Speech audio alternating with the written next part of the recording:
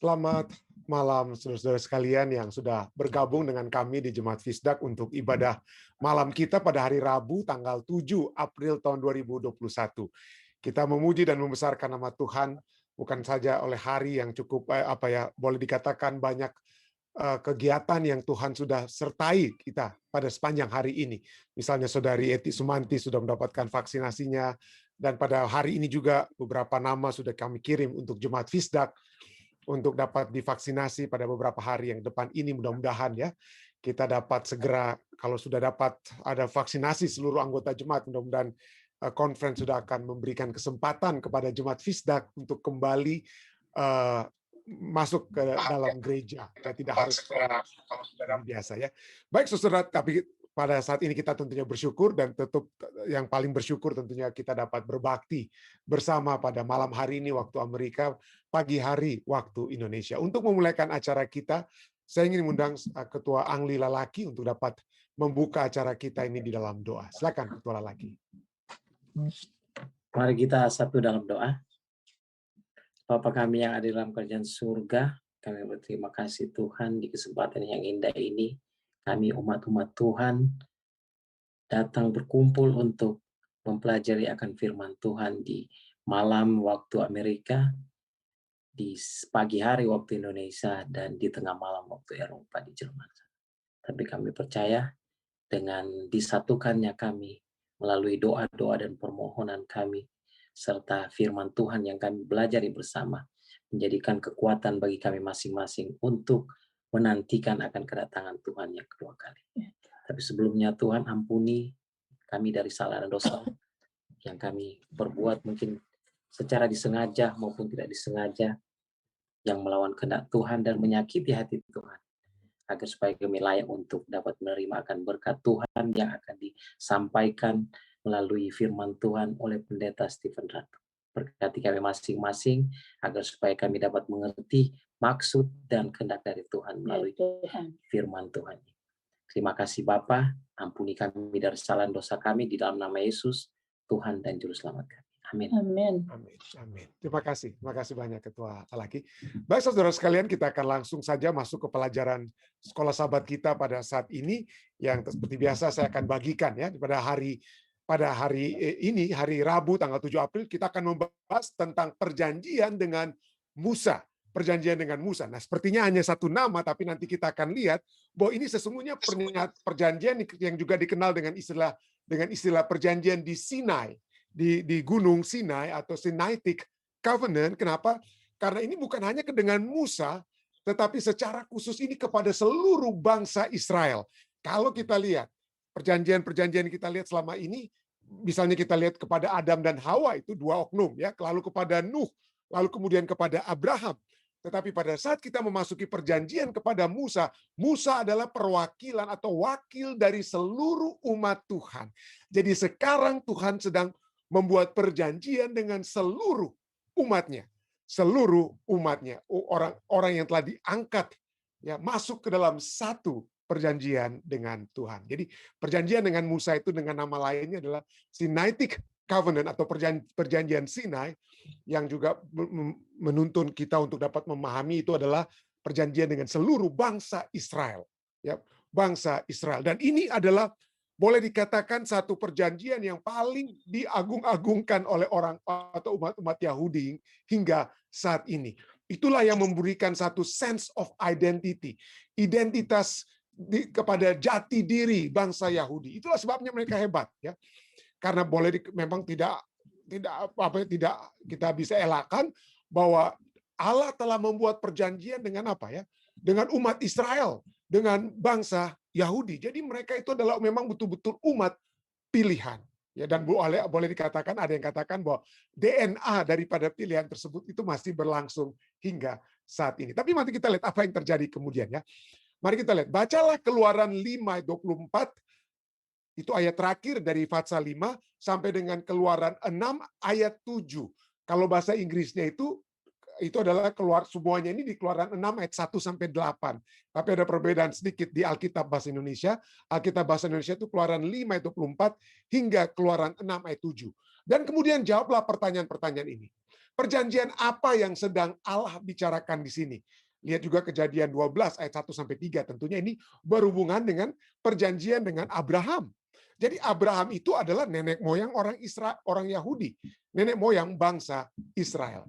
Lalu bagaimana keluaran menjadi kegenapan di pihak Allah dari janji perjanjian itu? Karena Allah katakan apa? Aku akan membawa Abraham ke satu tempat yang Allah sudah sediakan. Jadi pada saat mereka keluar dari tanah perhambaan di Mesir, mereka masuk ke tanah yang sudah dijanjikan terlebih dahulu kepada Abraham. Lalu padanan apakah yang Anda dapatkan antara apa yang Allah janjikan kepada umat di sini dan apa yang telah Dia janjikan kepada Nuh sebelum air bah. Jadi ada umat yang apa? Dipilih, ada umat yang dikhususkan. Jadi seperti Nuh telah dikhususkan. Kenapa? Karena dia adalah benar di mata Tuhan, dia lebih baik daripada orang-orang di zamannya. Demikian juga dengan orang Israel. Telah dipilih oleh Tuhan, mulai dari Abraham. Oleh karena Tuhan mengangkat mereka, Tuhan apa ya? Yang telah memilih mereka, dan memang kejahatan orang-orang Kanaan di sekeliling pada saat mereka keluar dari Mesir itu memang lebih hebat, jauh lebih hebat daripada apa ya, yang dapat ditolerir oleh Tuhan. Jadi mari kita lihat Keluaran 5 ayat 24 sampai dengan Keluaran 6 ayatnya yang 7. Di sana dikatakan, tetapi Tuhan berfirman kepada Musa, sekarang engkau akan melihat apa yang akan kulakukan kepada Firaun. Sebab dipaksa oleh tangan yang kuat, ia akan membiarkan mereka pergi. Ya, dipaksa oleh tangan yang kuat, ia akan mengusir mereka dari negerinya. Selanjutnya, berfirmanlah Allah kepada Musa, akulah Tuhan. Jadi dengan kata lain, bahwa usaha kelepasan daripada bangsa Israel dari Mesir itu oleh sebab apa? Bukan oleh sebab apa yang telah dilakukan oleh orang-orang Israel, tidak ada kekuatan mereka. Tidak ada kekuatan mereka untuk melawan orang-orang di Mesir. Tetapi mereka keluar hanya oleh sebab kekuatan dari satu tangan yang kuat, yaitu Allah itu sendiri. Ya. Jadi akulah Tuhan, sana dikatakan ya. Akulah Tuhan. Baik, berikutnya. Ayat 2 katakan, aku telah menampakkan diri kepada Abraham, Ishak, dan Yakub sebagai Allah yang Maha Kuasa. Tetapi dengan apa? Namaku Tuhan, aku belum menyatakan diri. Bukan saja aku telah mengadakan perjanjianku dengan mereka untuk memberikan kepada mereka tanah Kanaan, tempat mereka tinggal sebagai orang asing. Jadi kita lihat di sini ada dua hal. Pada saat Tuhan berbicara kepada Musa, bahwa pada saat dia berbicara dikatakan apa? Menampakkan diri kepada Abraham, Abraham mengetahui Allah itu hanya sebagai Allah, tetapi belum dikenal sebagai Yahweh, nama pribadi daripada Allah. Allah itu title, jadi seperti pendeta rantung. Jadi pendetanya itu adalah Elohimnya itu, Yahwehnya itu rantungnya itu, dengan kata lain ya, seperti begitu ya. Jadi dengan kata lain, di sini dia katakan, aku telah menampakkan diri kepada apa? Kepada Abraham, walaupun aku belum menyatakan Tuhan, aku belum menyatakan Yahweh, menyatakan diriku kepadanya. Tapi kepada Musa dan kepada umat Israel, disitulah kita akan lihat bagaimana pada saat perjanjian itu, pada saat Musa mengadakan perjanjian, memotong, seperti pelajaran kita ya, arti kata membuat perjanjian itu memotong perjanjian. Pada saat Musa memotong perjanjian dengan Allah membuat perjanjian dengan Musa, maka dikatakan ada dua kata yang muncul di situ, Elohim dan Yahweh.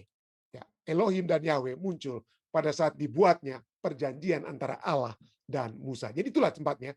Jadi pertama nama Allah di situ. Tapi bukan itu saja. Itu diberikan kepada mereka sekarang apa? Memberikan kepada mereka tanah Kanaan. Memberikan tanah Kanaan. Nah, apa kepada Abraham itu?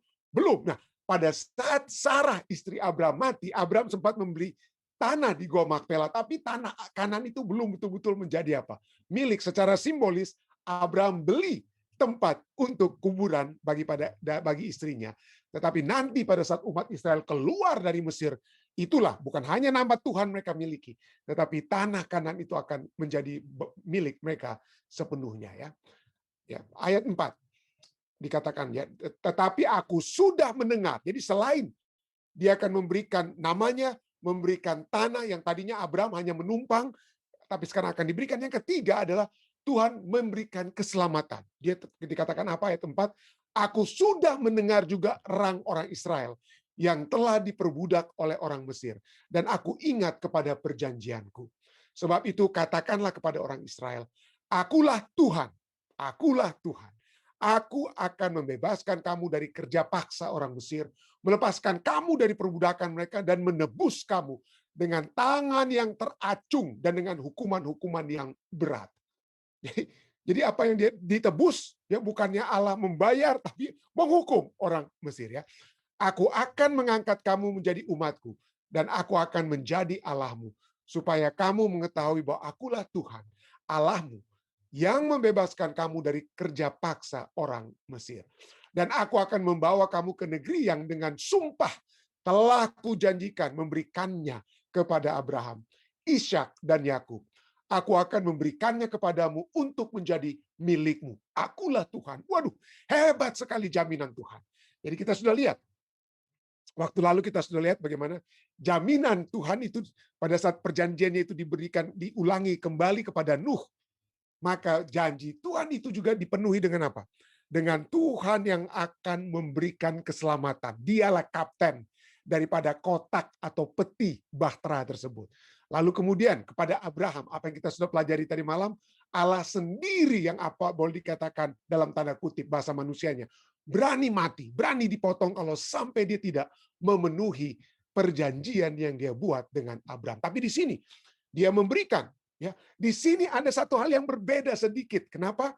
Karena pada saat, kalau kita lihat ya, pada saat Nuh ya dibuat perjanjian, Nuh pada saat itu perjanjian itu diberikan, dia belum melihat tuntunan Tuhan.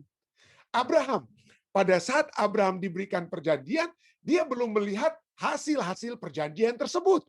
Dia belum melihat tanah perjanjian. Dia belum melihat keturunan yang banyak.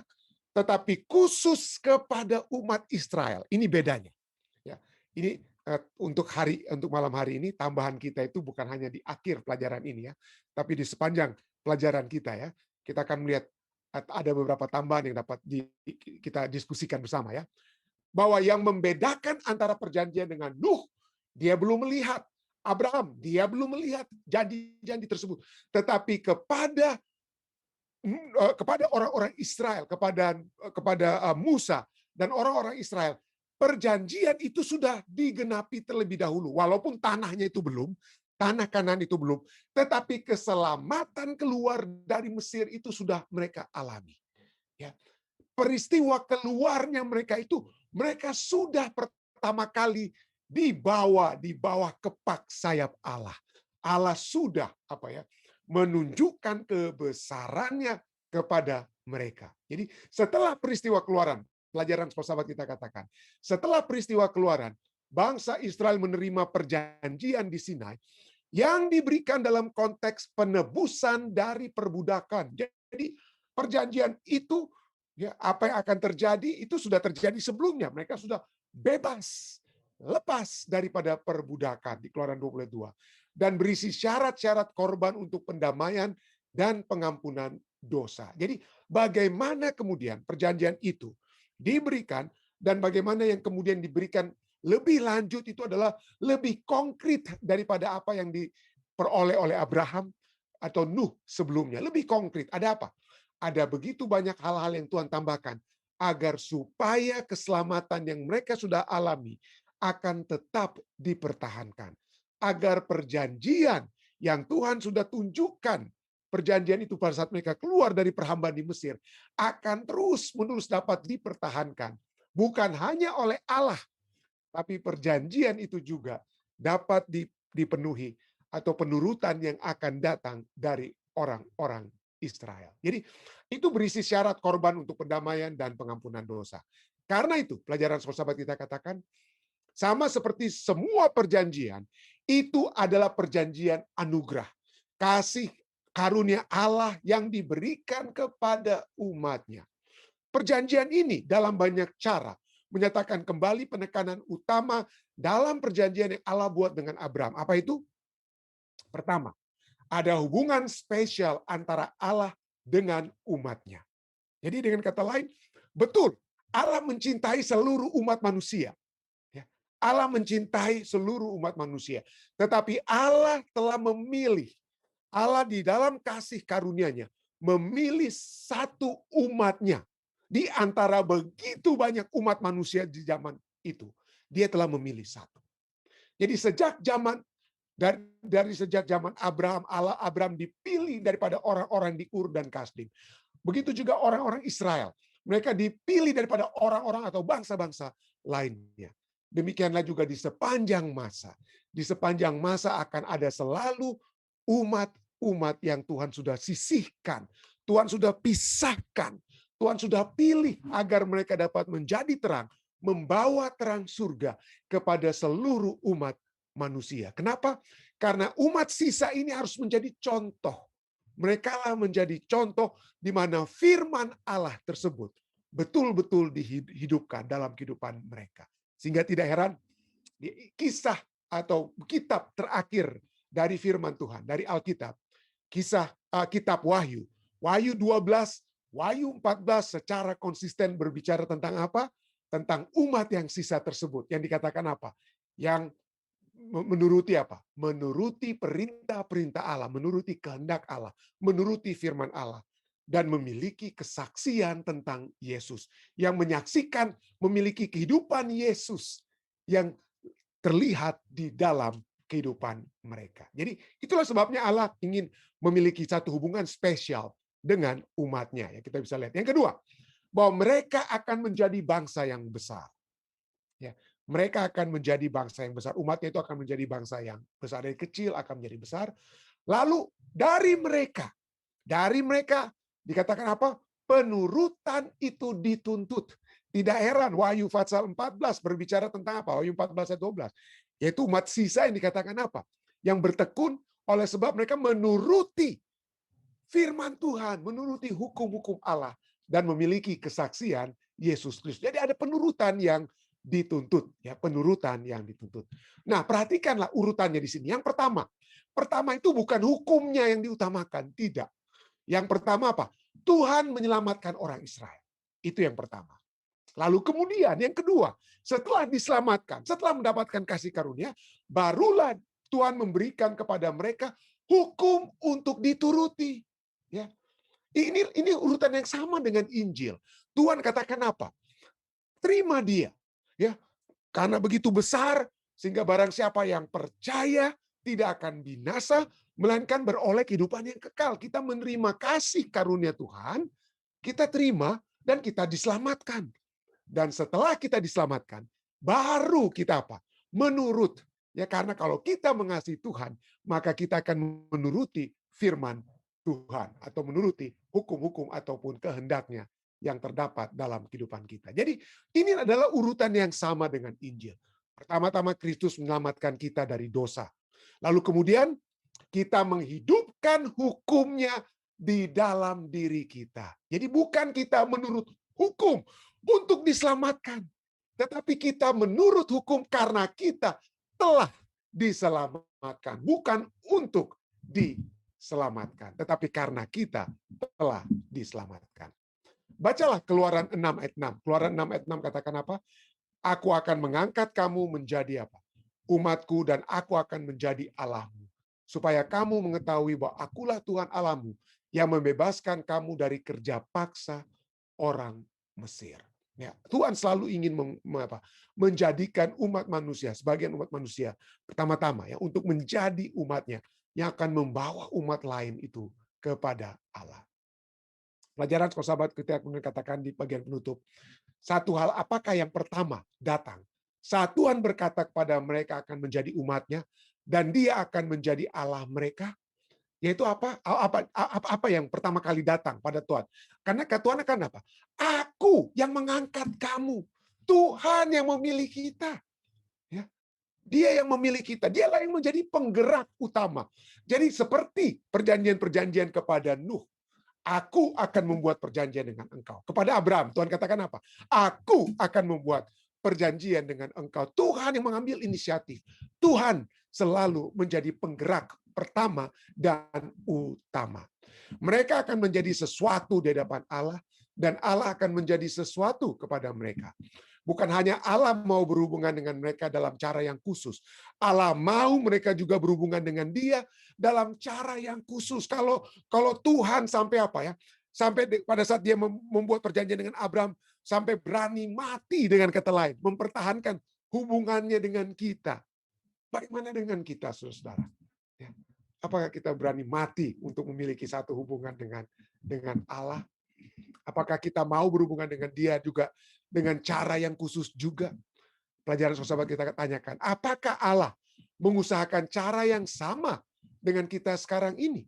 Apakah Dia hanya berjanji kepada Nuh, Abraham, lalu kemudian kepada Musa atau orang Israel dan tidak kepada kita? Oh tidak. Ya, kita sudah waktu lalu sudah bahas tentang imamat yang rajani yang ditujukan kepada orang Israel. Kamu adalah bangsa yang kudus, imamat yang rajani. Dalam Petrus, 2 Petrus dikatakan, itu sekarang kepada kita semua. Kenapa? Karena kita adalah anak-anak Abraham. Kita yang percaya, kita menjadi anak-anak Abraham. Dan pada saat yang bersama, seperti anak-anak Abraham, dituntut penurutan, maka demikian juga kepada kita. Penurutan oleh karena keselamatan yang kita sudah terima. Ya.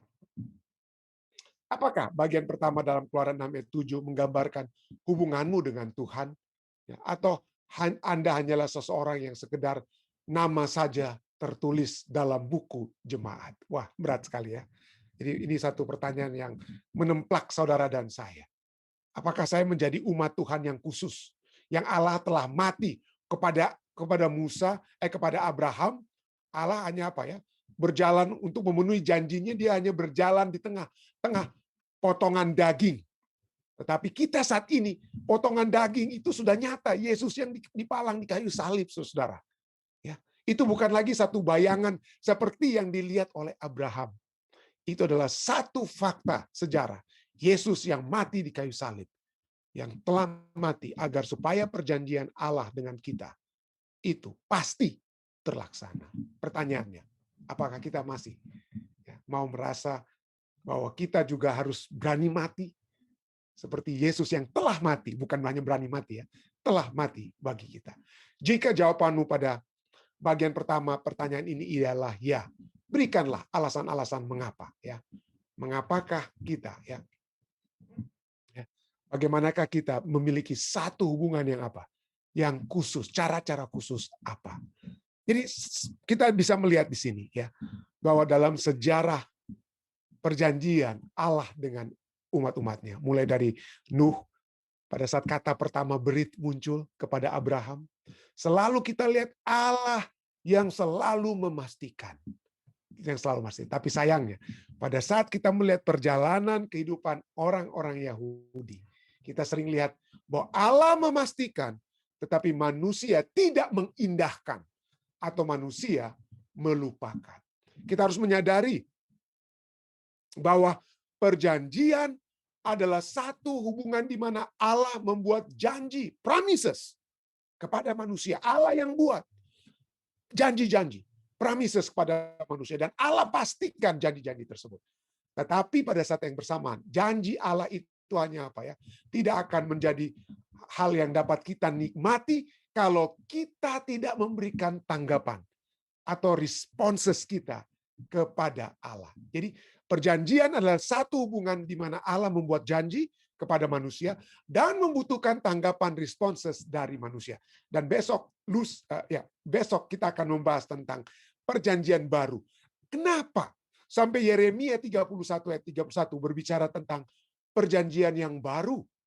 Apa masalahnya dengan perjanjian yang Allah buat dengan Musa ini, yang disebut dengan istilah perjanjian lama ini? Kalau kita lihat, ini seperti teaser ya, apa yang kita akan bahas besok.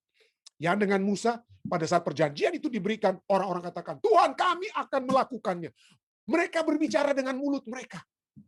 Ya, mereka hanya ingin mengikuti perjanjian tersebut hanya dengan mulut mereka. Tetapi sekarang di perjanjian baru yang diberikan kepada yang tertulis dalam Yeremia 31 ayat 31, Tuhan menempatkan perjanjian itu di dalam hati umatnya. Tapi itulah diperlukan penurutan, dan penurutan yang utama itu adalah responses dari hati. Sudah dilihat ya, Keluaran 6 bagaimana Allah memastikan ya. Keluaran 6 ayat 7 katakan, aku akan membawa kamu ke negeri yang dengan sumpah telah kujanjikan memberikannya kepada Abraham, Ishak dan Yakub. Dan aku akan memberikannya kepadamu untuk menjadi milikmu. Akulah Tuhan. Waduh, Tuhan sudah apa ya? Memperkenalkan dirinya. Tuhan sudah menyatakan siapa dia. Akulah Tuhan. Tapi apa yang terjadi? Ayat berikutnya langsung saja. Tidak lama-lama, saudara. Tidak lama-lama, langsung saja. Ayat 8, Keluaran 6 ayat 8. Lalu Musa mengatakan demikian kepada orang Israel. Lalu bagaimana orang Israel? Waduh, puji Tuhan. Kita dapat janji Abraham kembali diulangi kepada kita. Apa kira-kira itu yang dikatakan oleh orang-orang Israel? Sayang sekali. Musa mengatakan demikian pada orang Israel. Tetapi mereka tidak mendengarkan Musa. Karena mereka putus asa dan karena perbudakan yang berat itu. Nah, ini satu pelajaran bagi kita semua saudara ya. Ada begitu banyak janji-janji Allah. Ada begitu banyak janji-janji Allah. Banyak sekali. Kelegaan yang dia akan berikan, masa depan yang cerah yang dia akan berikan, kehidupan kekal bersama-sama dia dalam kerajaannya, kekuatan di tengah penyakit, kekuatan di tengah penderitaan dan lain sebagainya. Tapi seringkali kita tidak mendengarkan. Kenapa? Karena kita putus asa. Karena kita putus asa. Karena kita melihat beban tersebut. Penyakit kita yang kita lihat. Pada saat dokter menunjukkan hasil laboratori. Dokter menunjukkan ini kankernya sudah di sini, kankernya sudah di situ, ini sudah parahnya. Anda, saya langsung KO melihat hasil laboratori tersebut. Jangan lihat hanya hasil laboratori. Perlu kita melihat hasil laboratori, saudara. Tapi lihat Tuhan kita. Ya, lihat Tuhan kita. Seringkali kita melihat dapat surat, dari imigrasi harus dipulangkan dari Indonesia, harus ditahan dan lain sebagainya. Berat, putus asa. Kita tidak mendengarkan janji penyertaan Tuhan yang dapat menjadi bagian kita. Dan kalau kita lihat Tuhan, ayat sebelumnya dikatakan, akulah Tuhan. Dia berteriak dengan kata lain, akulah Tuhan. Akulah pencipta alam semesta. Akulah Yahweh. Akulah yang masuk ke dalam satu perjanjian dengan engkau. Akulah Yahweh. Aku memberikan namaku. Ya. Aku bukan siapa-siapa. Orang bisa saja janji. Pendeta bisa janji. Tapi ini pendeta yang, dengan kata lain, Allah yang memiliki nama secara spesifik. Bukan Allahnya orang Buddha, bukan Allahnya orang Islam, bukan Allahnya orang, tapi Allah Yahweh kita. Allah pemberi perjanjian Yahweh. Dia yang berikan, tetapi manusia pada saat kita putus asa, karena penderitaan yang berat, maka kita seringkali tidak mendengarkan suara Tuhan. Sayang sekali ya. Bukan itu saja. Bukan hanya karena tantangan yang berat. Bukan hanya karena tantangan yang berat. Tapi yang lebih parah daripada kita melihat tantangan kehidupan yang berat, yang membuat kita putus asa, ini ada satu hal yang lain. Ya. Mari kita lihat apa itu. Ulangan 29 ayat 2-4. Musa memanggil seluruh orang Israel berkumpul, lalu berkata kepada mereka. Ini menjelang dia menjelang kematiannya Musa ya. Ini kata-kata terakhir. Banyak orang-orang dewasa yang sudah keluar dari Mesir sudah mati semua, kecuali Yosua dan Yosua dan saya tidak sempat ya. Jadi tidak banyak orang-orang tidak banyak orang-orang dewasa lagi yang saat itu yang masih hidup menjelang kematian daripada Musa. Yang masih hidup menjelang kematian Musa itu adalah mereka yang keluar dari Mesir di saat mereka berusia 18 tahun. Kenapa? Karena pada saat itu ya, pada saat orang Israel mereka masuk ke tanah Kanaan, lalu mereka memberikan berita mata-mata masuk ya ke tanah Kanaan, lalu mereka kembali keluar, lalu mereka bilang, kita tidak akan kalah. Lalu Tuhan memberikan apa? Pernyataan bahwa tidak ada orang dewasa yang keluar yang akan masuk ke tanah perjanjian itu. Kecuali anak-anak muda. Anak-anak muda itu adalah orang-orang yang 18 tahun kurang dan ke bawah. Jadi itulah mereka itu yang sekarang mendengarkan apa yang Musa katakan dalam Ulangan 29 ayat 2-4. Jadi Musa memanggil seluruh orang Israel berkumpul sebelum mereka sekarang masuk ke tanah perjanjian ya. Lalu berkata kepada mereka, sudah kamu lihat segala yang dilakukan Tuhan di tanah Mesir. Ya, waktu mereka keluar, mereka 18 tahun, mereka sudah tahu apa yang terjadi di Mesir. orang-orang ini sekarang ini. Mereka juga tahu apa? Ya, jadi mereka lihat semua itu. Mereka apa yang Tuhan lakukan di depan matamu terhadap Firaun dan terhadap semua pegawainya dan terhadap seluruh negerinya. Mereka lihat apa? Mereka melihat bagaimana Firaun dan tentara-tentara Firaun itu, mereka melihat bagaimana laut dibagi terbelah dua dan tentara-tentara Firaun kemudian masuk dan kemudian tenggelam di dalamnya. Ayat 3. Cobaan-cobaan besar yang telah dilihat oleh matamu sendiri, tanda-tanda dan mujizat-mujizat yang besar itu. Jadi Tuhan sudah tunjukkan tiap hari ada tiang awan, tiap malam ada tiang api. Lalu mereka melihat mujizat demi mujizat, batu yang mengeluarkan air, mana yang tiap hari sampai saat itu masih turun dari surga. Makanan yang diberikan Tuhan kepada mereka, keselamatan dan kekuatan yang selalu Tuhan berikan. Tuhan sudah apa? Mereka sudah lihat. Mereka sudah saksikan orang-orang ini. Ya. Mereka sudah lihat semua. Tapi apa yang Musa katakan? Tetapi sampai sekarang ini Tuhan tidak memberi kamu akal budi untuk mengerti. Ini bukan karena Tuhan tidak mau. Bukan karena Tuhan tahan-tahan. Ya. Pada saat Alkitab ini berkata bahwa sampai sekarang ini Tuhan tidak memberi kamu akal budi untuk mengerti, artinya mereka tidak memiliki akal budi. Kenapa? Karena wisdom, akal budi itu berasal dari Tuhan. Dan Tuhan tidak memberikan kepada mereka oleh karena mereka tidak menginginkan akal budi tersebut. Ya. Sampai sekarang Tuhan tidak memberi kamu akal budi untuk mengerti, atau mata untuk melihat, atau telinga untuk mendengar, karena mereka tidak mau melihat dan tidak mau mendengar. Mereka itu melihat kemuliaan Tuhan, betul. Mereka melihat mujizat demi mujizat yang terjadi di padang belantara, melihat mana yang setiap hari turun. Tetapi amazement at the wonders of God itu berbeda dengan loving the wonderful God. Itu berbeda dengan mengasihi Allah yang apa? Yang ajaib. Percuma kita melihat keajaiban-keajaiban dunia. Ada begitu banyak ateis-ateis ya yang kami sering ketemu pada saat kami berada di gunung ya. Di gunung-gunung di mana ya. Mereka melihat kebesaran-kebesaran alam semesta ini begitu hebat. Tetapi mereka tidak percaya Tuhan. Mereka tidak mencintai Tuhan. Mereka mencintai hasil karyanya, tetapi tidak si pemberi karya agung tersebut. Mereka melihat kuasa Tuhan, the powerful God, but not seeing the preciousness of God. Berharganya Tuhan itu tidak dilihat. Ada hal-hal yang lebih berharga yang telah dilihat oleh mereka.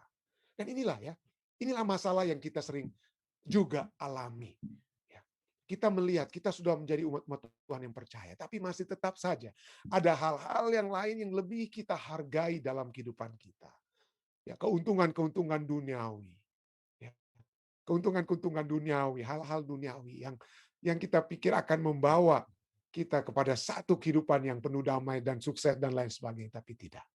Yang terutama cari kalau dahulu kerajaan Tuhan. Bukan berarti Tuhan tidak akan memberikan kepada kita berkat-berkat harta sekalipun, tapi itu akan diberikan. Tuhan tidak membenci orang yang memiliki harta, Tuhan tidak membenci orang yang kaya, tidak. Ya, tidak. Tetapi marilah kita melihat, pada saat kita melihat kuasa Allah, tapi kita juga pada saat yang bersamaan harus melihat berharganya Allah tersebut di atas segala sesuatunya. Jadi mereka tidak melihat kenapa? Ini dikatakan dalam Ulangan 31 ayat 18. Aku menyembunyikan wajahku. Ini Tuhan katakan kepada umat-umat Israel itu ya. Aku menyembunyikan wajahku sama sekali pada waktu itu. Karena segala kejahatan yang telah dilakukan mereka. Yakni mereka telah berpaling kepada Allah lain. Ada yang lebih berharga. Pada saat Tuhan berkata, jangan ada Allah lain di hadapanku. In front of my face. Jangan ada Allah lain. Tetapi orang-orang pada saat itu tidak mau melihat Allah. Kenapa? Kenapa kita tidak mau melihat? Kita tahu Allah itu ada, tapi kita tidak mau melihat Dia. Kenapa? Karena ada hal-hal lain yang kita lihat. Ya, hal-hal lain kita melihat mungkin ya, mobil yang baru yang kita ingini untuk kita lihat. Kita lebih suka memandang, mengelilingi mobil baru itu daripada mengelilingi firman Tuhan atau membuka firman Tuhan ya. Kita tahu di mana lecetnya mobil baru tersebut. Tapi firman Tuhan itu tidak kita buka-buka. Ya, tapi itulah yang sering kali terjadi ya. Karena kita berpaling kepada Allah lain. Berikutnya, Ulangan 30 ayat 20 kembali satu hal sama di sana. dinyatakannya. Ia berfirman, aku hendak menyembunyikan wajahku terhadap mereka dan melihat bagaimana kesudahan mereka. Sebab mereka itu suatu angkatan yang bengkok. Anak-anak yang tidak mempunyai kesetiaan. Karena apa? Seringkali kita tidak melihat, seringkali kita tidak mengikuti, melupakan janji Tuhan karena masalah kehidupan yang berat. Tetapi selain kehidupan yang berat yang membuat kita putus asa, yang membuat Allah harus menyembunyikan wajahnya karena kita yang tidak mau melihat Tuhan. Dan Allah juga menyembunyikan wajahnya karena dia malu. Tuhan itu malu. Malu kenapa? Karena kita mengilahkan hal-hal lain, mengilahkan hal-hal dunia yang kecil di mata Tuhan. Tuhan malu. Ya. Tuhan malu, dengan kata lain. Tuhan malu melihat seperti seorang anak yang berusia 2 tahun. Ya, anak yang berusia 2 tahun memanggil temannya yang berusia 2 tahun, lalu mengajak saya yang berusia 50 tahun untuk berkelahi dengan 2 anak kecil itu. Dengan 2 anak kecil tersebut. Nggak akan menang mereka, saudara-saudara. Allah Maha Kuasa. Jangan kita mengandalkan sesuatu yang apa ya? Mengandalkan sesuatu yang merupakan bagian dari ciptaan Allah. Kenapa kita tidak langsung datang kepada pencipta kita untuk mendapatkan kekuatan yang sejati dari Dia? Pada saat kita berpaling dari Allah untuk mendapatkan kekuatan kepada hal-hal yang kecil, Allah malu. Dia menyembunyikan wajah. Ya, dia menyembunyikan wajah. Ayat terakhir. 2 Korintus 3:14 katakan, tapi pikiran mereka telah menjadi tumpul. Sebab sampai pada hari ini selubung itu masih tetap menyelubungi mereka. Jika mereka membaca perjanjian lama itu tanpa disingkapkan, karena hanya Kristus saja yang dapat menyingkapkannya. Kenapa kita seringkali terselubung dari pemahaman kita yang sesungguhnya tentang janji Tuhan? Ya. Apa yang Tuhan dapat lakukan? Karena kita tidak membaca firman-Nya, tidak melihat bagaimana apa yang sudah dinyatakan di dalam perjanjian lama, di dalam perjanjian-perjanjian Tuhan sudah buat itu, sudah digenapi oleh Yesus Kristus dan diberikan kepada kita satu terang yang membawa kita untuk melihat seluruh terang surga. Kiranya ini tidak menjadi kegagalan kita. Kiranya kita tetap melihat yang terlihat. Kita tidak menjadi seperti orang Israel yang tidak melihat yang terlihat, tetapi marilah kita melihat yang terlihat. Melihat bagaimana Tuhan sudah menyertai kehidupan kita. Dan melihat juga bagaimana firman Tuhan memberikan kekuatan kepada kita. Saya bawa ini dalam nama Yesus. Baik, sekali lagi saudara sekalian, jika ada tambahan-tambahan ataupun pertanyaan dari pelajaran kita pada malam hari ini, silakan. Jika ada yang ingin ditambahkan atau ditanyakan, ada kira-kira dari saudara-saudari sekalian, dari Zoom, ada kira-kira dari Om Pendeta Rain, Pendeta Makpal, atau orang tua saya jika ada, atau ketua-ketua jemaat Fisdak, atau semua. Bukan hanya ketua-ketua atau semua, masuk ibu-ibu atau saudari-saudari. Ya. Iya, Silakan, tadi itu yang dimaksud Yusak dan Kaleb. Ada kira-kira? Kaleb tadi rupa namanya. Kaleb. Oh, sorry. Saya tidak sempat, ya suaranya ini saya tidak sempat dengar ya. Oke, mungkin ada yang mau sampaikan? Ya, silakan. Kaleb. Ya. Oke, puji Tuhan. Ya, ada lagi? Jika ada lagi? Oke, saya sudah bisa dengar sekarang. Tadi ada soundnya ada hilang, tapi sekarang saya sudah bisa dengar. Ya. Baik, itu yang Mami bilang. Oh, oke. Ya, terima kasih. Joshua dan Kaleb yang satu itu. 2 orang. Oh ya, betul. Joshua dan Kaleb. Hanya mereka berdua. Iya, yang tua. Terima kasih. Iya, terima kasih. Jadi anak muda ini diingatkan oleh orang tua ini, oleh orang tuanya. Oke, terima kasih banyak. Oleh mamanya lagi. Dari mamanya ya. Pendeta Stephen. Ya, Om. To err is human. Oke, ya, betul sekali. To forgive is divine. Amin. Puji Tuhan. Terima kasih. Baik, mungkin dari ada live stream deh, ada tambahan-tambahan dari live stream.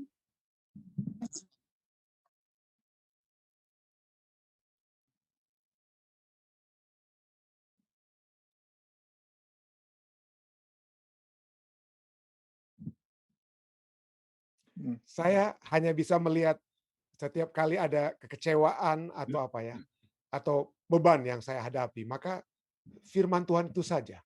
Membaca firman Tuhan, melihat bagaimana bahwa keadaan saya itu ternyata bukan keadaan yang baru untuk Tuhan ketahui. Ya, Tuhan tidak melihat setiap penderitaan kita, setiap masalah kita itu tidak mengagetkan Tuhan. Tuhan tidak kaget, hebat sekali penderitaan kamu itu, baru saya pernah kali ini saya lihat ya. Tuhan tidak pernah kaget dengan penderitaan kita. Ya. Tuhan tidak pernah melihat. Jadi dengan kata lain, pada saat saya melihat kisah-kisah di dalam firman Tuhan, melihat janji-janji Tuhan, melihat jalan-jalan keluar yang Tuhan berikan, maka disitulah saya mendapatkan kekuatan. Ya. Firman Tuhan itu sudah menuntun kita. Ya, sudah menuntun kita untuk melihat segala sesuatunya. Dari awal hingga akhir. Ya, dari dunia yang tidak berdosa menjadi dunia yang berdosa. Hingga akhirnya juga kita tiba pada satu keadaan tidak berdosa kembali.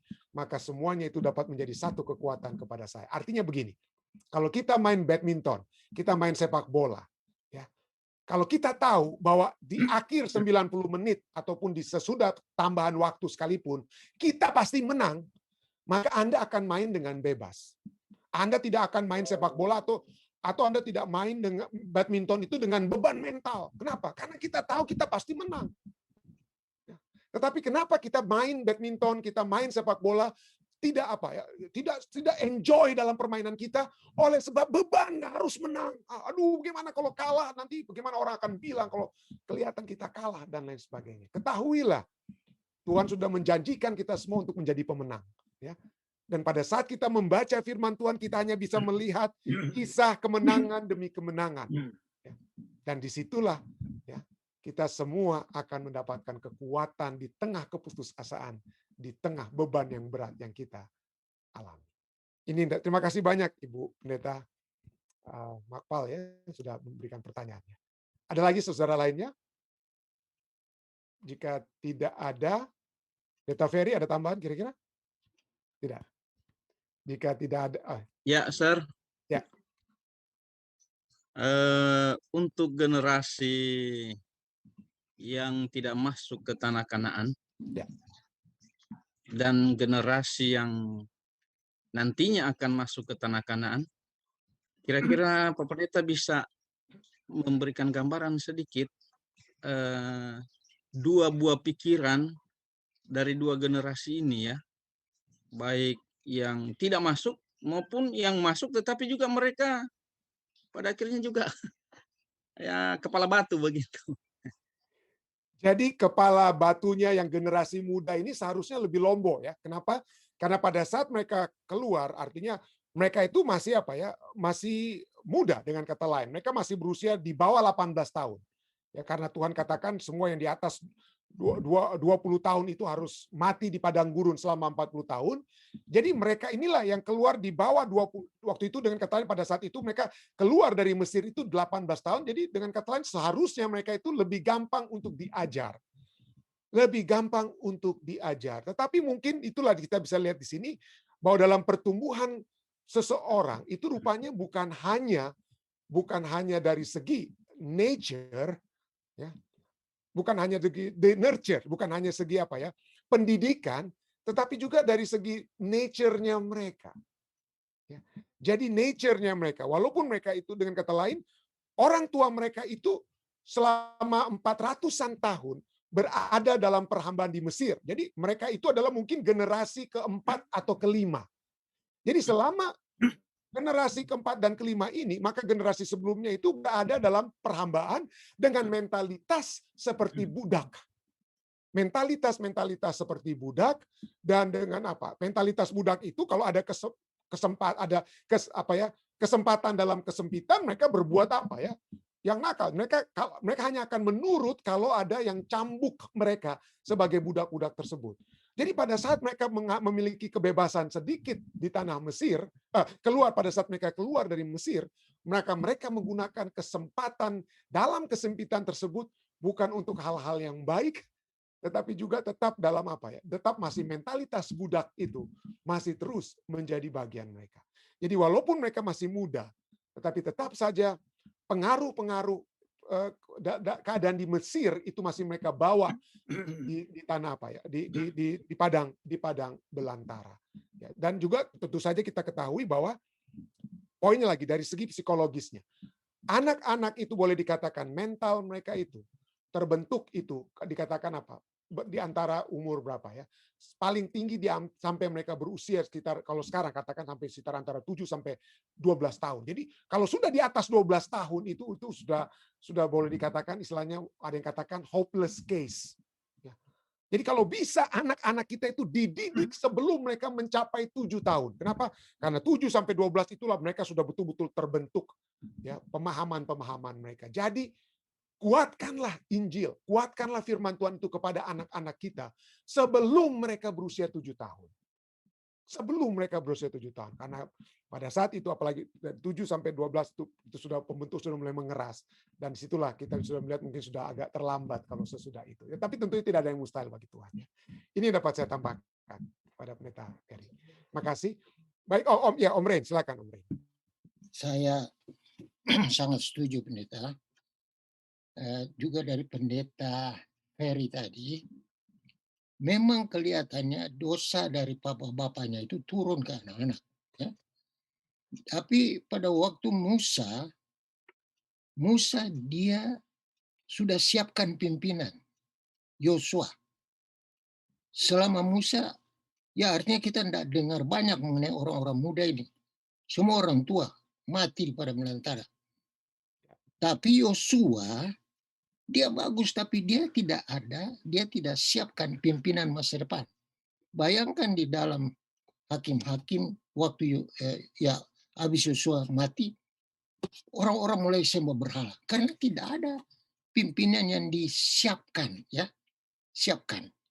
Jadi kita ini besok-besok akan meninggal dunia, tapi kita siapkan pimpinan orang-orang muda, para milenial ini untuk masa depan.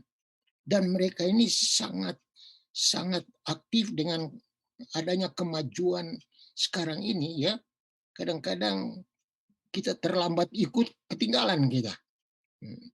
Namun demikian, kerohanian yang diutamakan untuk pimpinan-pimpinan masa depan.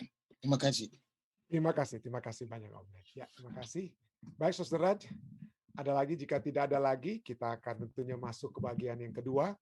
Yaitu doa kita akan berdoa bersama-sama dengan pokok-pokok doa Anda. Kita tentunya saat hari ini kita juga merayakan, saya percaya hari ini ya, merayakan ulang tahun pernikahan yang ke-8 dari keluarga pendeta muda Tulus Nainggolan in Saint Solar ya. Di ulang tahun perkawinan mereka yang ke-8 itu, kalau mereka berulang tahun yang ke-8 itu juga ulang tahun perkawinan saya dengan jemaat Fisdak yang ke-8, saudara-saudara. Karena kami tiba di hari yang sama di saat dengan pendeta muda Tulus dengan saudari Iin menikah. Ya, jadi kami tiba di hari Minggu, kita ingat kalau tidak salah waktu itu ya. Dan di hari itulah mereka menikah dan saya juga menjadi pendeta di jemaat Fisdak. Baik, saudara sekalian, jika ada hal-hal lainnya dapat kita bawakan dalam doa, silakan. Ada ucapan-ucapan syukur atau hal-hal lainnya? Yang dari Zoom mungkin ada? Jika belum ada, yang dari live stream, Dek, ada tambahan-tambahan? Dari live stream ada permohonan doa untuk Tante Ros Korompis yang sedang sakit, Pendeta. Oh. Ya. Dan juga kita tolong doakan Yanti Octavia yang dalam ada pergumulan dalam keluarganya, Pendeta. Oke. Baik, ada lagi, Dek? Itu Pendeta, baru itu. Oke. Dengan sekali lagi segala permohonan doa lainnya akan kami sampaikan ke tim doa juga ya. Silakan Tante Ren.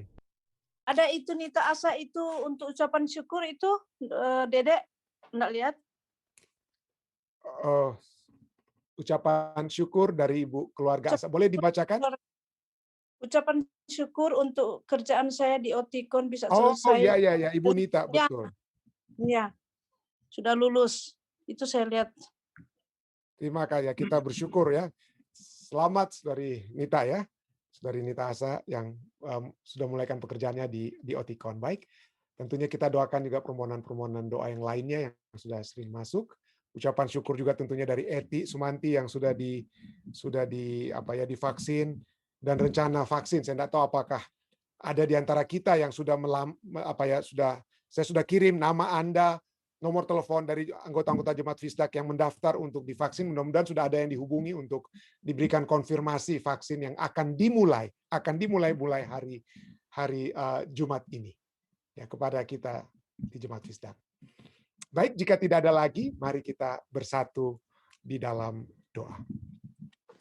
Bapa yang penuh kasih dalam takhta kerajaan surga, terima kasih Tuhan. Kami memuji, membesarkan nama-Mu Tuhan atas kasih setia-Mu yang sudah membuat perjanjian dengan umat-umat yang Kau telah pilih. Entah secara individu ataupun secara kelompok seperti bangsa Israel dan seperti umat Tuhan yang sisa di akhir zaman ini.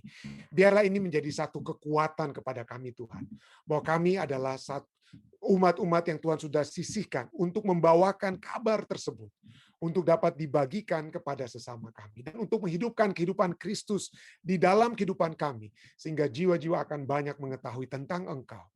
Mereka akan melihat bukan hanya keagungan kebesaran-Mu, tetapi juga mereka melihat kasih Tuhan yang dapat nyata di dalam kehidupan mereka. Oleh sebab kasih tersebutlah nyata Tuhan pertama-tama di dalam kehidupan kami masing-masing. Terima kasih Tuhan, biarlah kami dapat terus melihat apa yang kami lihat dan memiliki pemahaman bahwa segala sesuatunya itu Tuhan berasal dari Engkau.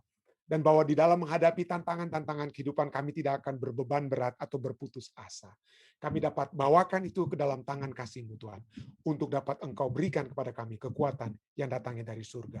Kami berdoa kiranya ini juga dapat menjadi kekuatan bagi Ibu Wisya, Tante Wisya Ratu Langit, Tuhan, kiranya dengan kekuatan dari surga itu akan selalu menjadi bahagianya. Demikian juga dengan Saudara Ronald Walian Tuhan. Kiranya dengan kekuatan tersebut, maka dia akan melihat Yesus yang nyata di dalam kehidupannya. Kami juga terus berdoa dengan umat-umat Tuhan yang lainnya dengan pergumulan kesehatan mereka. Saudara Daniel Sitanggang, Johan Tambuhun, Bapak Joni Kawan, Saudari Christine Rotin Sulu, Tante Yeni Poluan, Ibu Pendeta Paruntu dengan segala permohonan-permohonan doanya. Dan kami berdoa juga dengan semua yang lainnya Tuhan yang masih dalam pergumulan kesehatan mereka. Kami juga membawakan semua yang membawakan permohonan pribadi mereka seperti Om Yan, Tante Sin, dan kami juga berdoa bagi Ibu Jane dan Sander dan Ibu Eli Cherry di Colorado, dan juga saudara-saudari kami lainnya, keluarga-keluarga yang mendoakan keluarga mereka, seperti Saudari Eti yang ingin bukan hanya bersyukur karena vaksinasi yang dia sudah alami saat ini, tapi dia juga dapat bersyukur oleh sebab penyertaan surga menjadi bagian keluarga besar Sumanti di mana saja mereka berada. Juga demikian dengan keluarga besar Lalaki Soputan yang selalu mendoakan keluarga mereka Tuhan. Kami berdoa kiranya itu dapat menjadi satu kesukaan besar bagi keluarga ini. Dan pada malam hari ini juga Tuhan, kami ingin berdoa bagi mereka yang bergumul di dalam kehidupan rumah tangga mereka masing-masing. Tuhan, kami tahu setan terus berusaha untuk menghancurkan gerejanya, menghancurkan umat-umatnya dengan cara menghancurkan rumah tangga yang ada di antara umat-umat Tuhan. Kami berdoa Tuhan, Tuhan akan selalu memberikan kekuatan kepada Saudari Yanti Octavia dalam pergumulan kehidupannya, di dalam pergumulan di rumah tangganya. Tuhan kiranya akan memberikan selalu kepadanya keteguhan hati, keyakinan bahwa tidak ada pencobaan yang akan melebihi kekuatannya Tuhan. Bahwa pada saat dia serahkan kepada Tuhan, maka damai surga akan menjadi bagiannya. Kami juga terus berdoa bagi Tante Ros Korompis Tuhan. Kiranya damai surga, penyertaan surga, kesehatan dari surga akan menjadi bagian Tante Ros Tuhan. Berikanlah selalu kekuatan dan ketabahan kepadanya Tuhan. Hamba-Mu juga ingin bersyukur bersama-sama dengan keluarga-keluarga yang sedang berbahagia pada saat ini. Kami ingin berdoa bagi Tante Lili Pinontoan yang mensyukuri cucu wanita yang lahir dari Glenn dan Tina. Kami berdoa Tuhan, kira anak yang Tuhan sudah berikan kepada keluarga ini dapat menjadi satu sukacita yang besar, bukan hanya kepada Glenn dan Tina, tapi juga menjadi sukacita yang besar kepada Tante Lili Pinontoan. Kami juga bersyukur bersama-sama dengan keluarga Pendeta Muda Tulus Nenggolan dan Saudari Iin Nenggolan Saint Solar Tuhan, yang merayakan ulang tahun pernikahan mereka yang ke-8 pada saat ini. Kami berdoa Tuhan, kiranya Tuhan akan selalu memberkati keluarga ini. Kiranya Tuhan akan selalu memberikan kepada mereka hikmat, kebijaksanaan, akal budi dari surga untuk melayani mereka Tuhan. Mereka lah tent maker yang sejati, Tuhan. Yang tetap melakukan pekerjaan mereka sehari-hari, tetapi pada saat yang bersamaan, mereka juga menjadi penginjil-penginjil Tuhan yang memiliki kuasa yang besar dari surga. Tuhan, biarlah pada saat mereka menginjil pada sesama, maka Tuhan akan menyatukan terus keluarga ini dalam kasih surga, yang membawa mereka untuk selalu bersatu di dalam kasih tersebut, dan segala rancangan-rancangan surga yang dapat terjadi dalam kehidupan mereka, tentunya Tuhan akan terjadi. Biarlah Tuhan akan selalu menyertai mereka dalam setiap pelayanan-pelayanan mereka, pekerjaan mereka, memberkati orang tua mereka yang ada di mana saja, keluarga besar Nainggolan yang ada di Indonesia, Ibu Pendeta Sains Solar yang ada di Indonesia, kiranya Tuhan juga akan selalu memberikan kekuatan kepada mereka. Pada saat ini juga kami ingin bersyukur bersama-sama dengan keluarga Asa Sumaro. Kami ingin bersyukur bersama dengan Ibu Nita yang sudah memulaikan pekerjaannya di Oticon beberapa minggu yang lalu dan sudah menjadi tetap. Kami berdoa Tuhan, kiranya Tuhan akan memberikan kepadanya kesehatan, kekuatan untuk melaksanakan tugas-tugas pekerjaan sehari-hari. Tuhan akan membantu saudari Nita sehingga dalam perjalanan dia terhindar dari mara bahaya. Dan berkat-berkat surga ini akan menjadi satu hal yang membawakan keluarga ini lebih dekat kepadamu, Tuhan.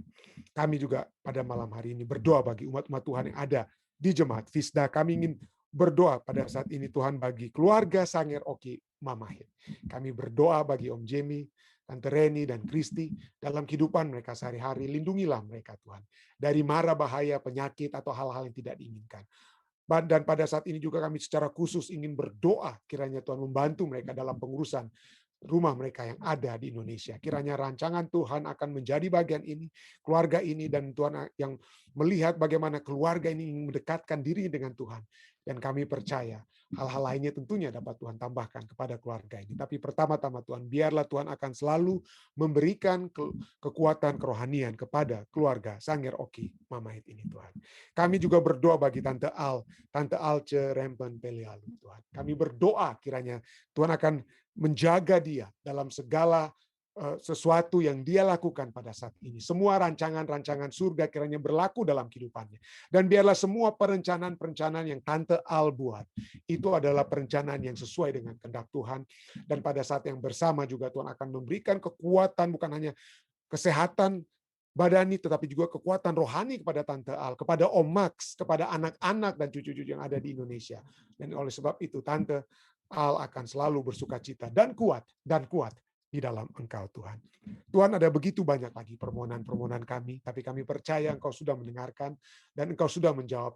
Engkau akan menyertai seluruh umat-umat Tuhan yang sudah berbakti bersama-sama, kedua orang tua hamba-Mu Tuhan, yang ada di North Carolina pada saat ini dalam liburan mereka, kepada Om Rain, kepada Pendeta Ferry, dan semua umat-umat Tuhan yang ada di Nusa Utara, dan kepada semua yang sudah hadir juga melalui live stream, selain juga melalui Zoom. Kiranya penyertaan surga menyertai kami semua. Dari saat ini hingga Maranatha Tuhan, inilah doa dan permohonan yang hamba bawa di dalam nama Yesus Kristus, Tuhan dan Juru Selamat penebus kami. Amin.